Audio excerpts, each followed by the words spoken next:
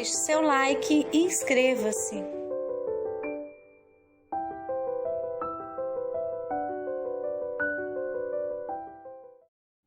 Olá, bem-vindos ao canal. Se você não me conhece ainda, muito prazer, eu sou a professora Ana Maria. E se você não fez inscrição ainda, faça, clique aqui embaixo, inscreva-se. Todo dia eu trago uma novidade para você. Estava eu ontem assistindo um vídeo no YouTube de uma tragédia e estava sempre falando que a mãe da menina que morreu foi uma tragédia da Fernanda Vogue, né, uma atriz que namorava o filho do dono do Pão de Açúcar, né? E ele sobreviveu, a menina não, morreu mais um piloto, o outro sobreviveu, tinham várias coincidências. E aí estavam falando que lá ninguém fugia ao seu destino. A própria mãe da menina falou várias vezes. Inclusive eles viram, né, uma passagem bíblica que eles pararam um pouco antes, foram comer juntos e no restaurante o garçom leu um trecho da Bíblia. E estava falando que 2 morreriam e 2 sobreviveriam. E foi o caso, né? E aí no final eu fiz um comentário, né? Que como o Édipo Rei de Sófocles, ninguém foge ao seu destino. Abre e fecha aspas, fechei, tudo bem. Depois eu fiquei pensando, caramba, eu podia falar desse livro aqui pro canal. E vou falar. Inclusive no final tem uma charada, que ele faz parte da esfinge. Então são duas coisas que eu quero que você tente descobrir a charada e depois diga nos comentários, será que é verdade? Ninguém foge ao seu destino?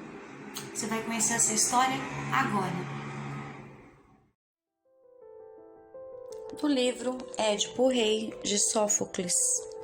Sófocles, de 495 a 406 a.C., nasceu e morreu em Atenas, na Grécia, e foi um dos maiores intelectuais da antiguidade clássica, autor prolífico e consagrado do seu tempo.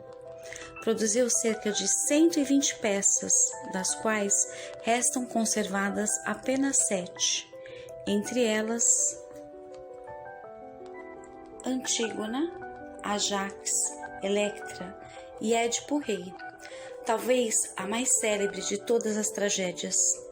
Atormentado pela profecia de Delfos de que iria matar o pai e desposar a mãe, Édipo tenta inutilmente fugir de seu destino.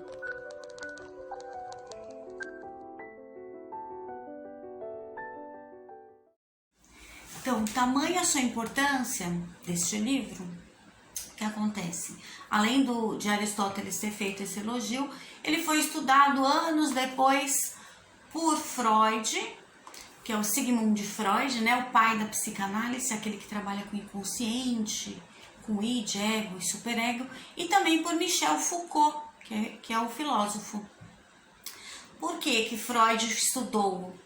Porque dessa história tem uma história antiga, um mito, uma mitologia, que conta que as pessoas iam para o oráculo, porque eles eram politeístas. Poli é uma palavra grega que quer dizer muitos, né? Tipo poliglotas, né? Fala várias línguas. Politeístas, teísta é Deus, então muitos deuses. Quem acredita em muitos deuses, que eram os deuses da Grécia Antiga, né? Como Poseidon, Zeus, Hades, Hera e Afrodite e assim por diante. O que acontece? As pessoas iam nesse oráculo para ter uma profecia, então ficava alguém atrás, né, que era Pitya, fazendo as previsões, e todo mundo então ia lá, principalmente quando nascia o primeiro filho. E foi a história então do Édipo, que é o Édipo Rei, é o nome do título deste. Esse Édipo Rei, ele era filho de um rei e de uma rainha de Tebas. Só que aí os pais foram saber da previsão do oráculo. A esfinge era um ser mitológico que era metade mulher e metade leão. Todo mundo temia, porque se você não decifrasse a charada, lembra que eu falei que no final vai ter uma charada? Poderia ser devorado pela própria esfinge. Era muito comum, né, antigamente, esses seres mitológicos, né, como Centauro, o Minotauro, né, que era metade homem, metade touro, sereia, que era metade peixe, metade mulher, era comum para a época, e aí tinha essa esfinge. E todo mundo morria de medo de ser devorado. Bom, e tinha que decifrar tal charada, que eu já vou dizer, abre aspas, qual é o animal que de manhã tem 4 patas, seria 4 pés, vamos dizer, 2 ao meio-dia e 3 à tarde, fecha aspas. Bom, como ninguém foge ao seu destino, como eu falei lá no comecinho do vídeo também, era o caso do Édipo Rei, ele não poderia fugir ao seu destino. Aí tá a tragédia grega. Por quê? Como ele era filho desses reis lá de Tebas, e os pais foram na visão de como seria a vida deles, e dessa criança que ainda estava por nascer, chegando lá, teve a profecia desse oráculo, chegando no oráculo, foi profetizado o seguinte, que essa criança ao nascer, depois na fase adulta, ia esposar a sua mãe e matar o seu pai.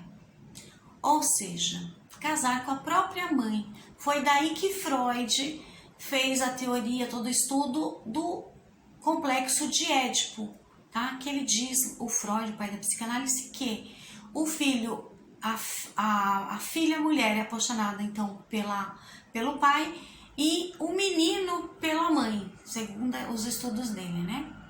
Então do menino pela mãe veio daí, tá? O complexo de Édipo que ele fala, porque a mãe é a Geocasta.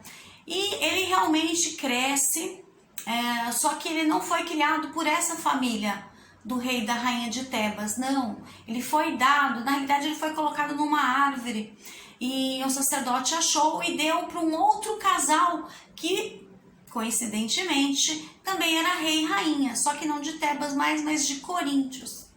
Chegando em Coríntios, essa criança cresceu e resolveu depois seguir o seu próprio destino. Mas olha só, ele já não fugiu do destino da profecia, nem de ser rei, porque ele deixou de ser rei de uma cidade, mas foi ser da outra, né, que são cidades gregas. Olha só, essas coincidências todas. O que acontece depois?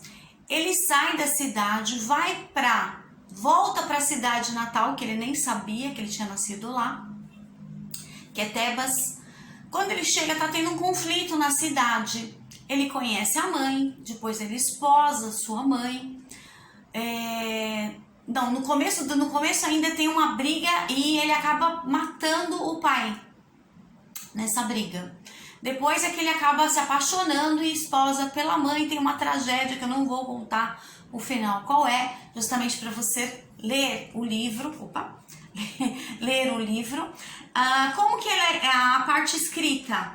Ela é escrita como peça teatral, porque nessa época já existia o teatro, né? O teatro, só que o teatro era uma forma antiga, então o teatro é uma coisa que existe, um teatro, depois que veio o anfiteatro, os atores, então começou com o festival, que todo mundo que era grego ia, né? Só não podia entrar mulheres, crianças. Então esse escrito foi escrito por uma peça teatral, então tem muitas falas dos personagens. Então tem a fala do Édipo, da mãe, do sacerdote, do coro, do Coríntio, da Geocasta, Tirésias e assim por diante. Todas então em formato de autos, tá? Autos são peças teatrais, elas são escritas propositalmente para teatro.